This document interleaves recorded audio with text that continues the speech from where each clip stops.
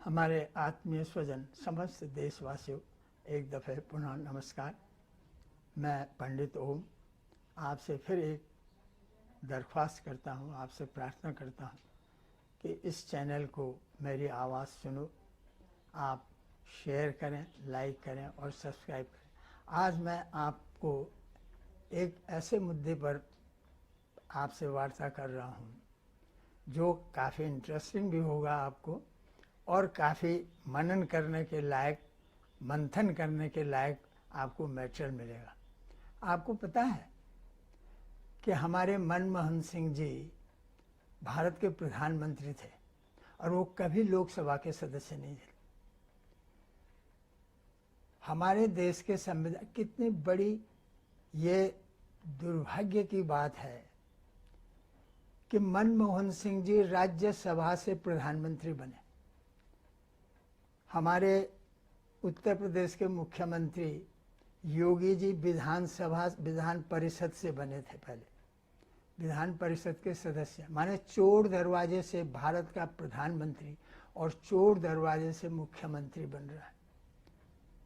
आपको बताऊं, प्रधानमंत्री लोकसभा के प्रति उत्तरदायी है, मुख्यमंत्री विधानसभा के प्रति उत्तरदायी है। आप कभी आपने इस चीज़ पे मनन मंथन किया कि अविश्वास का प्रस्ताव प्रधानमंत्री के विरुद्ध केवल लोकसभा में ही आ सकता है, मुख्यमंत्री के विरुद्ध केवल विधानसभा में ही आ सकता है। प्रधानमंत्री लोकसभा के प्रति उत्तरदायी है, लोकसभा ही उसको हटा सकती है। मुख्यमंत्री केवल विधानसभा के प्रति उत्तरदायी है, न तो मुख्यमंत्री विधान परिषद के प्रति उत्तरदायी है, न प्रधानमंत्री राज्यसभा के प्रति। तो राज्यसभा का मेंबर कैसे बन करके, कैसे? हमारे देश के सुप्रीम कोर्ट ने कहा कि ये सही है। क्यों? क्योंकि हमारे संविधान में लिखा हुआ है कि मंत्री अगर किसी सदन का सदस्य नहीं है, मंत्री, if a minister is not a member of either house of parliament, that is either of Lok Sabha or Rajya Sabha, or a minister from a state is not member of Vidhan Sabha or Vidhan Parishad, then he has to become a member of either house. He can become a member of Vidhan Parishad in case of state and Rajya Sabha in case of union government. यानी वो मंत्री 6 महीने के अंदर राज्यसभा का member बने और राज्यों में विधान परिषद का बने। तो जब ये बात चैलेंज हुई, सुप्रीम कोर्ट के सामने गई कि साहब मनमोहन सिंह जी तो मंत्री नहीं हैं, तो सुप्रीम कोर्ट का जजमेंट देखिए, उन्होंने कहा मिनिस्टर इंक्लूड्स प्राइम मिनिस्टर, माने मिनिस्टर के अंतर्गत प्राइम मिनिस्टर है, राज्यों में मिनिस्टर के अंतर्गत मुख्यमंत्री है। ये पहली दफे सुना हमने कि भारत के अंदर विश्व है, माने लखनऊ के अंदर उत्तर प्रदेश है। हम ये तो सुना था कि उत्तर प्रदेश के अंदर लखनऊ है, विश्व के अंदर भारत है, लेकिन भारत के अंदर ब्रह्मांड है। ये तो माने मिनिस्टर के, प्राइम मिनिस्टर के अंदर मिनिस्टर हो सकता है, ये तो बिल्कुल मानी जा सकती है बात, लेकिन मिनिस्टर इंक्लूड्स प्राइम मिनिस्टर, ये कभी किसी भी सैनर आदमी की समझ में, जिसका मतलब मस्तिष्क ठीक होगा, जिसकी बुद्धि ठीक काम कर रही होगी, उसकी समझ में कभी नहीं आ सकती। बड़ी चीज़ के अंतर्गत छोटी चीज़ आ सकती है, छोटी चीज़ के अंतर्गत बड़ी चीज़ कभी नहीं आ सकती। आधा किलो में 1 किलो नहीं आ सकता, 1 किलो में आधा किलो आ जाएगा, अपने आप ही समाहित है। आपको बताऊं, मैं उत्तर प्रदेश में सन 60 में चंद्रभानु गुप्त, सीबी गुप्त मुख्यमंत्री हुए। वो लखनऊ से हार गए थे, तो उनको बड़ा दिक्कत होती थी लखनऊ से लड़ने में, तो उनके सामने बड़ी परेशानी थी, कहाँ से लड़े। मुख्यमंत्री थे उत्तर प्रदेश के, 2-3 दफ़े बने, 2-2 साल, 3-3 साल के लिए हुए, 2.5 साल के, लेकिन उनके सामने ये समस्या थी कि कहाँ से कैसे चुनाव लड़े। तो उन्होंने भी सोचा था मैं विधान परिषद से आ जाऊँ, मैंने चोर दरवाजे से मुख्यमंत्री बन जाऊँ। लेकिन उस समय के लॉ मिनिस्टर उत्तर प्रदेश के अली जहीर दी, वो भी बार एट लॉ थे, बैरिस्टर थे, और वो करीब 15 साल उत्तर प्रदेश के लॉ मिनिस्टर है। उन्होंने कहा नहीं, मुख्यमंत्री चोर दरवाजे से नहीं बन सकता। और उस समय के एडवोकेट जनरल मिश्रा जी थे, उनका नाम मुझे अभी एस.एन. मिश्रा है, पर मिश्रा जी थे, ये तो मैं जानता हूँ।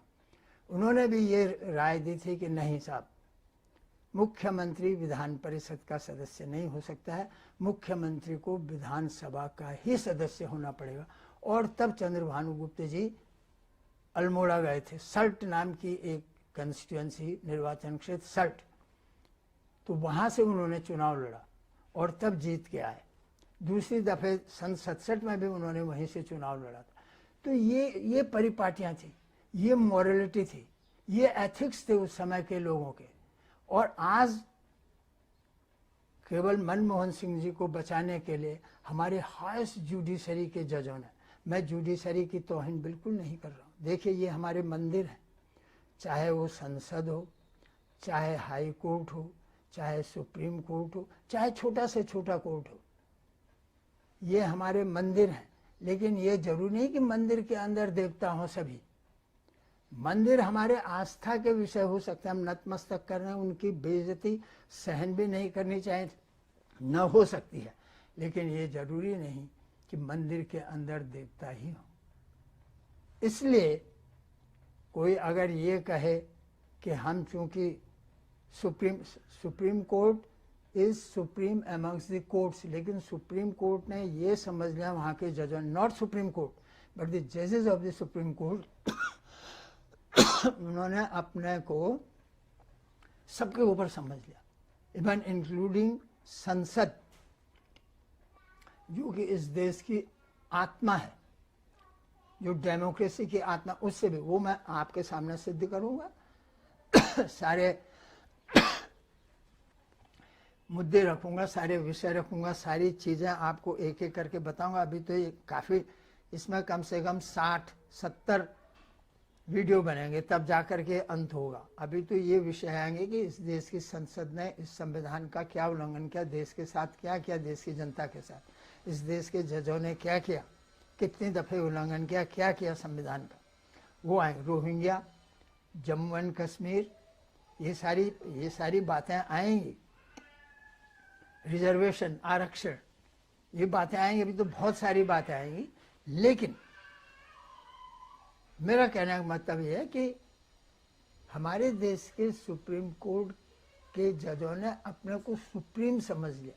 इससे मैंने जो नया संविधान में उसका नाम बदलने की सिफारिश की है कि उसका नाम सेंट्रल कोर्ट ऑफ इंडिया होगा और भारत का एक अलग से अपीलेट कोर्ट ऑफ इंडिया होगा। 2 कोर्ट होंगे, अपीलेट, सुप्रीम कोर्ट नाम की कोई चीज़ नहीं होगी। इसने बड़ी गलतफहमी पैदा कर दी है, बड़ी एक द्वंद्व भी संसद, विधायिका और न्यायपालिका में एक द्वंद्व भी पैदा कर दिया, कई दफे हुआ, कई केसों में हुआ।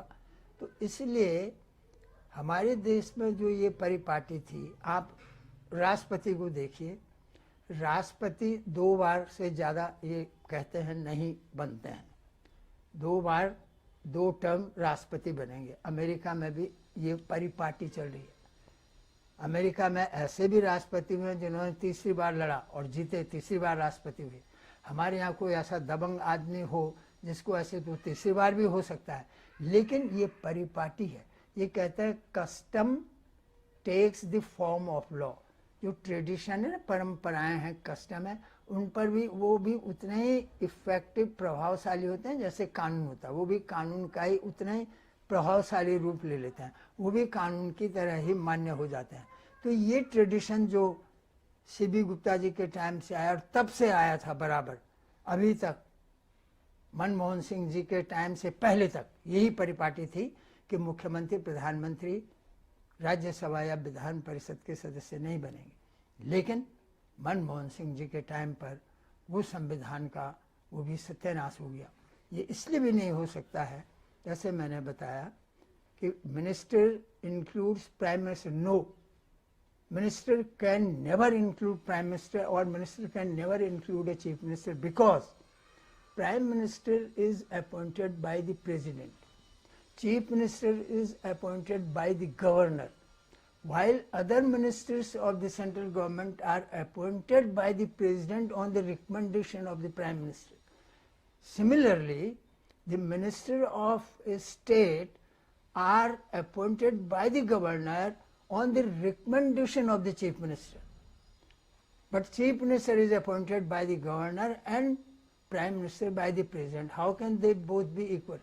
How can prime minister and minister, because ministers are appointed by the prime minister, by the president on the recommendation of the prime minister. How can prime minister can include a prime minister? Or similarly, how a minister in a state can include chief minister? No, cannot. Secondly, जो मैंने बताया कि जो no confidence है वो केवल लोकसभा में ही आ सकता है, उसके प्रति वो उत्तरदायी है, विधानसभा में ही नो कॉन्फिडेंस आ सकता, तो राज्यसभा का मेंबर हो ही नहीं सकता। लेकिन इसके बावजूद भी अगर मैं कह रहा हूँ वर्ड्स कमिंग टू वर्ड्स, आपकी बात माने, जब किन्हीं दो प्राविधानों में, चाहे वो कानून हो चाहे संविधान हो, अगर प्राविधान में कन्फ्यूज़न है, कोई डाउट है, तो वो प्राविधान उस संविधान के या देश की जनता के या डेमोक्रेसी के फेवर में उनकी व्याख्या की जानी चाहिए, न कि व्यक्ति के फेवर में। ये बताइए कि संसार की सबसे बड़ी डेमोक्रेसी कह रहे हैं हम अपने को, दुनिया का सबसे बड़ा लोकतंत्र, और सबसे बड़ा लोकतंत्र यानी अमेरिका है, लोकतंत्र जापान भी है, लेकिन जनसंख्या के हिसाब से इतना बड़ा लोकतंत्र नहीं है, विश्व में नहीं है। और उस लोकतंत्र का प्रधानमंत्री अगर चोर दरवाजे, माने ये तो सचमुच में डूब मरने की बात है किसी भी डेमोक्रेसी को, कि सबसे बड़े लोकतंत्र का उसका प्रधानमंत्री चुनाव लड़के नहीं आएगा, चोर दरवाजे से आएगा। आप ये डूब मरने की बात नहीं, क्या डेमोक्रेसी है, क्या डेमोक्रेसी चलेगी, क्या लोकतंत्र कह रहे हैं आप इसको? आपको लगेगा मैं कह क्या रहा हूं, पर आप सोचिए ये तो बहुत कॉमन सेंस की बात है। इसमें तो कोई कानूनों को सोचने की बात नहीं कि सबसे बड़ी डेमोक्रेसी। तो मेरे आपसे यही एक पुनः रिक्वेस्ट है, प्रार्थना है कि आप इस पर भी विचार करें कि कितना बड़ा उल्लंघन संविधान, कितनी मजाक लोकतंत्र और इस देश की जनता के और संसदीय प्रणाली के साथ हुआ। मैं फिर अपनी बात को यहीं ख़त्म करते हुए आपको पुनः नमस्कार करता हूं और फिर वही प्रार्थना करता हूं कि इस चैनल को मेरी आवाज़ सुनो, यूट्यूब पे, फेसबुक पर भी आप इसको सब्सक्राइब करें, लाइक करें और शेयर करें। धन्यवाद।